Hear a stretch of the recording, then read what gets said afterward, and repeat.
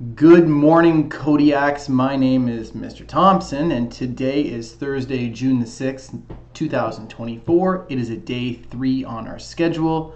Please stand for our national anthem.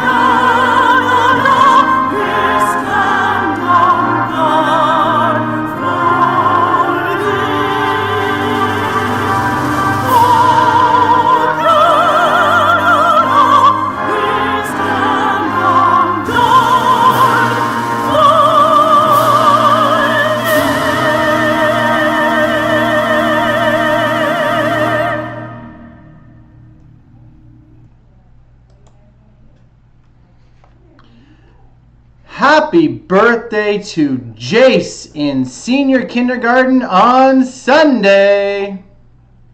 Happy 1, 2, 3, 1, 2, 3, 4. Happy birthday to you. Happy birthday to you. Happy birthday, dear Jace. Happy birthday to you.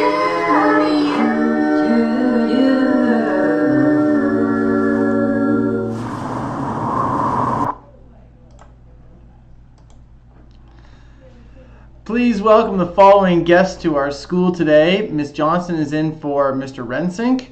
Ms. Edgerton is away today. Mrs. Thurston and I will be helping to teach that class. And Mrs. Jones is in for Mrs. Morrison this morning. So if you see any of our guests, please be sure to give them a warm Kodiak welcome. The weather this morning is 20 degrees Celsius. It's cloudy with some sunny breaks this afternoon. It is going to be a few showers, possibly. There's a 40% chance. And it's going to feel like 25 degrees Celsius. So it's going to be humid and hot today. I'd like to take a moment to talk about a very significant event that happened 80 years ago for the world, not just Canada, but for the whole world. On June the 6th, 1944, that was known as D-Day, and it's a significant day in our history, and it marks a major turning point in World War II. See, on this day, countless men and women made tremendous sacrifices to help bring peace and freedom to Europe.